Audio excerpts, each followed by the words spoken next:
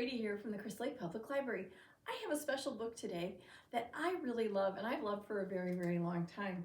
It's one of my favorite books and it talks about the value of books and how if people forget about how important books are and learning is, the bad things that can happen. This is Aunt Chip and the Great Triple Creek Dam Affair by Patricia Polacco. I hope you enjoy. Here we go. Aunt Chip and the Great Triple Creek Dam Affair by Patricia Polacco.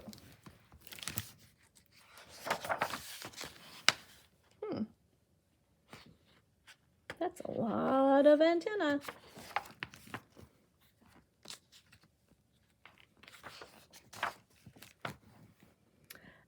Absolutely everybody in Triple Creek loved their TV sets.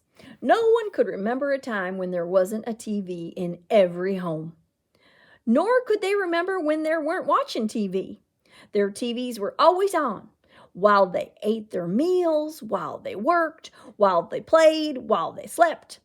They even kept photos of their TVs on their mantles, along with all the pictures of their family members. Wow, would you keep a picture of your TV? Everyone loved their TVs, except Eli's Aunt Charlotte. Aunt Chip, as Eli called her, didn't even own a TV. As a matter of fact, she had never owned one. This made her suspect in the eyes of the townfolk of Triple Creek, especially since she had up and taken to her bed well over 50 years ago and vowed never to get out again. No one knew why. Really, though, there was some talk that it happened about the time that the huge TV tower was built over on Cedar and Oak. I'm taking up to my bed, ain't never getting up again, they said, she shouted out her window. But there will be consequences. Mark my words, there will be consequences. And she smiled into her elder down. Eli loved his Aunt Charlotte very much, in spite of her strange ways. He visited her almost every day. He especially loved when she would start into one of her great stories, like the one about the little kid in Holland who held back the sea by putting his thumb in a dike, or his favorite about a great white whale that lived in the deepest, darkest part of the ocean.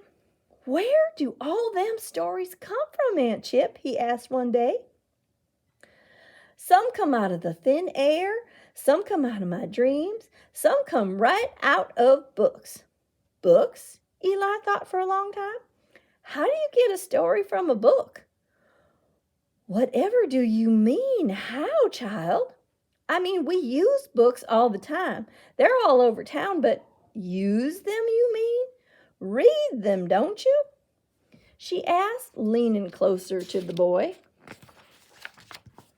Read? What's that? Eli asked. I knew it. I knew there'd be consequences, Aunt Chip hissed as she threw off her covers and for the first time in 50 years let one foot touch the floor. Child, get me my clothes, she ordered. How come you're getting up, Aunt Chip? Eli asked. 'Cause I suspect there's a wrong that needs to be put right, she said. And I've got to see what's happened for myself. Eli and Aunt Chip walked into the center of town. Eli was right. Books were being well used for doorstops, to hold up roofs, to sit on, to eat off, to sleep under, to mend fences, to stuff potholes, to prop up sagging buildings, and even to shore up the dam. Where has everyone gone? Aunt Chip asked in stunned amazement. There aren't any children playing. I don't hear talking or laughing. Everyone's watching, Eli answered with authority. It's almost time for a cliffhanging episode of How the Dawn Churns. There have been consequences indeed, Aunt Chip said. Then, as they reached the corner of Cedar and Oak, Aunt Chip's eyes beheld the steel-strutted TV tower. She choked with tears. Take me home, boy. I've seen enough.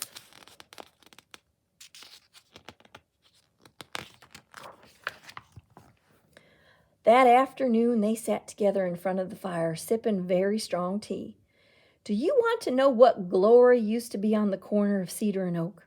What, Aunt Chip? Eli climbed up next to her. That's where the library used to be, she said. What's a library? Eli asked. It's a place where books used to be kept a long time ago, she answered wistfully. Why did they keep books in a building? Eli asked. They kept them there for folks to borrow and take home to read. Look, child, and she went to a cabinet covered with cobwebs, took out a book, and opened it for him. Dust fluttered out of its pages. Now look at this. These are words. They tell about ideas, dreams, and feelings. They take you to places far from here. They show you how to be fair and just, and sometimes show you what happens when you're not. Books are a treasure. All you need is the key. The key? Eli asked. The key. Knowing these words and their meaning, she answered softly, it's called reading. But Aunt Chip, if the library had all those treasures, why would anyone take it away?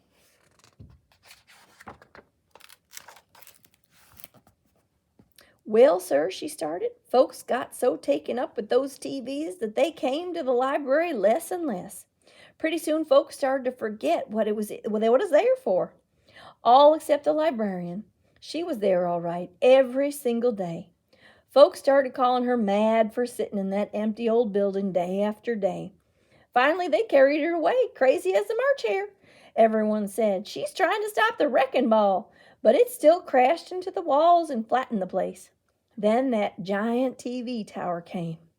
Eli looked again at the open book they both held in their hands. I want to read, Aunt Chip. Can you teach me? Of course, child, she said as she hugged him up. Now Eli took to read like a beaver takes to gnawing wood, or a flea takes to a dirty little yellow dog. Within weeks, he could read just about everything, and he did. He read labels on cereal boxes, covers on canned goods at the store, road signs, and all these things folks had memorized by their shapes. It wasn't long before his little classmates at school, where TV sets had long replaced teachers, noticed that he knew what things said on labels, covers, and such. Look, Eli can hear things we can't hear, Celeste Appleby said one day. Eli was reading a peanut butter cookie recipe from one of Aunt Chip's cookbooks. How come we can't hear what you're all a-hearing when we look at this book? Hollis Lunsberry asked. I'm not a-hearing it, Eli said. I'm a-reading it. It's kind of like I can see it talking. Read more, the other children clamored, and each one grabbed a book from a nearby pothole and held it up in front of Eli. Eli read about a princess and a kingdom. He read about isosceles triangles, and he read about the sinking of the Titanic. At last, one boy announced, "We want to read too, Eli." And they all cheered, yes, when Eli took them children to Aunt Chip.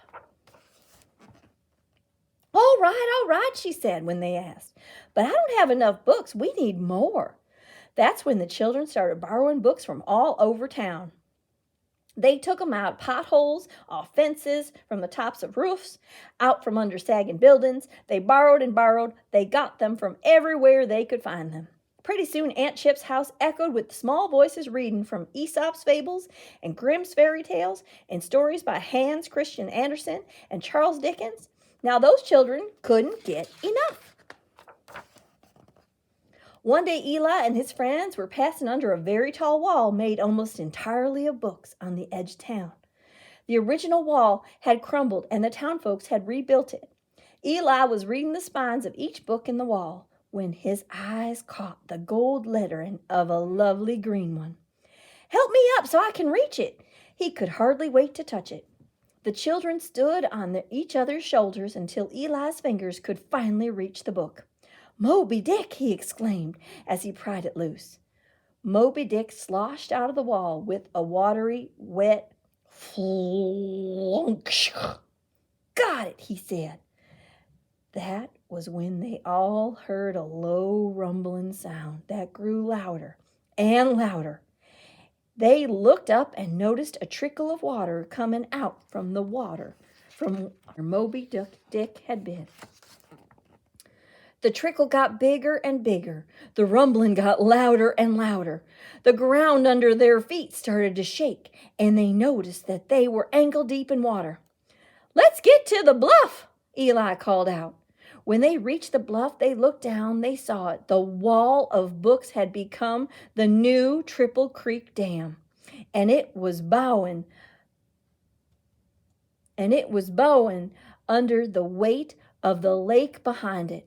Then, with a thundering, watery roar, exploded. The explosion sent the books flying straight up. They hurtled so high up into the air that they disappeared clean out of sight.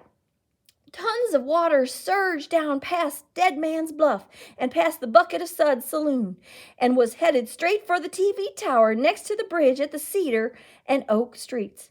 The wall of water hit the tower with such force that it crumpled up like tinfoil. When the children got into town, they saw all the grown-ups walking around looking confused and dazed. "My TV went off for no reason at all," a woman said as she grasped the photo of her TV to her chest. "I can't live without my sports recap of the replay of Sunday's game," A hysterical man screamed as he collapsed with a serious case of the vapors.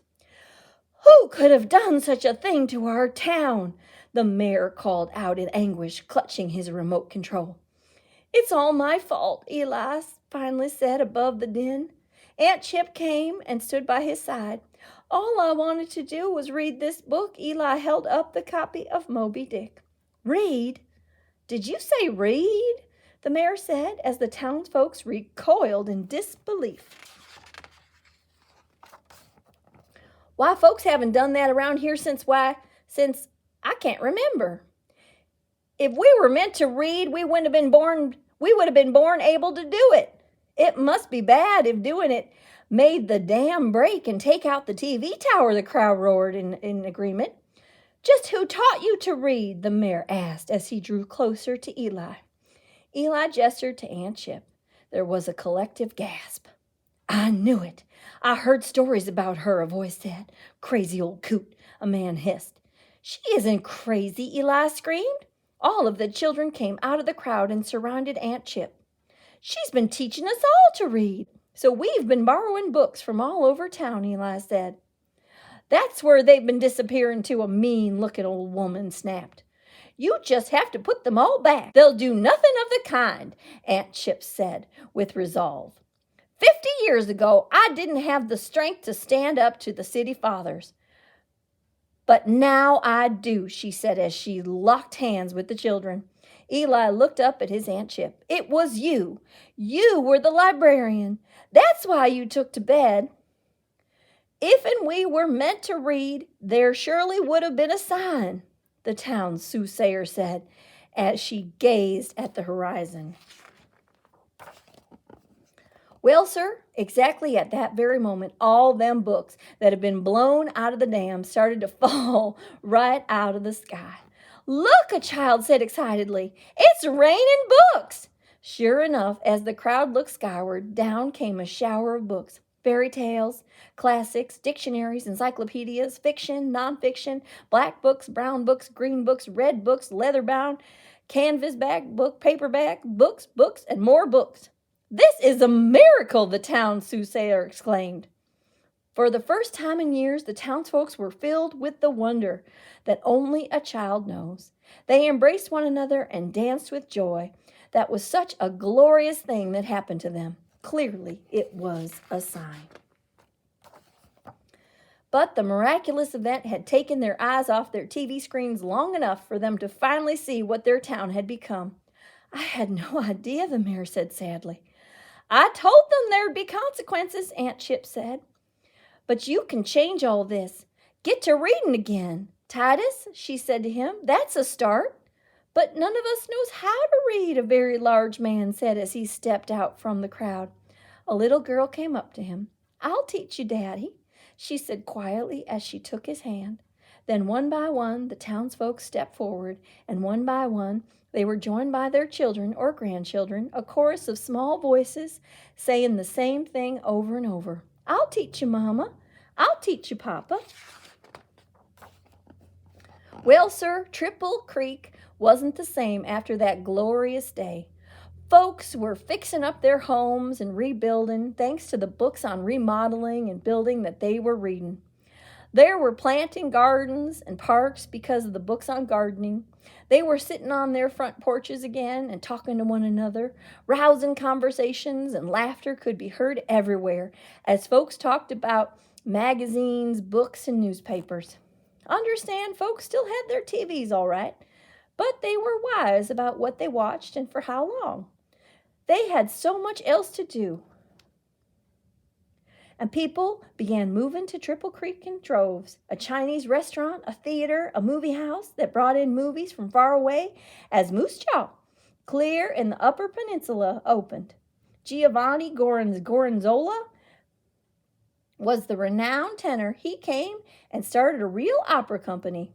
Finally, a new school was built where the old one had stood, with real teachers and lots of books, including a 322-page book, Moby Dick.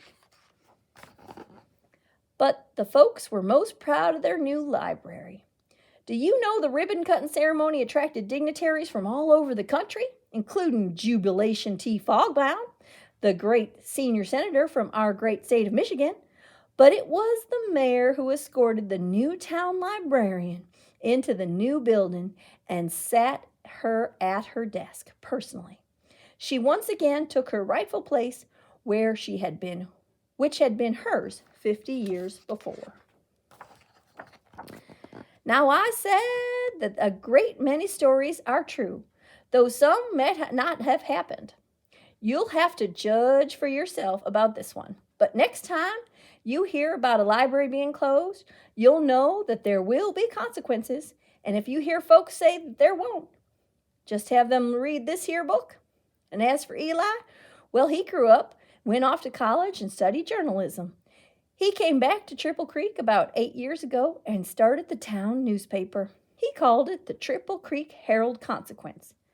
I've heard that little paper won an international award for first-class journalism and excellence just last year.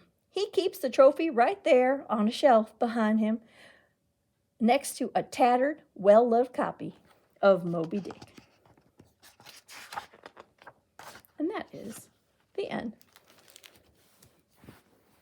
Did you like our story today? I hope you did. I hope you learned something. I hope that instead of watching TV tonight, you instead read a book. Have a good night. See you soon at the library.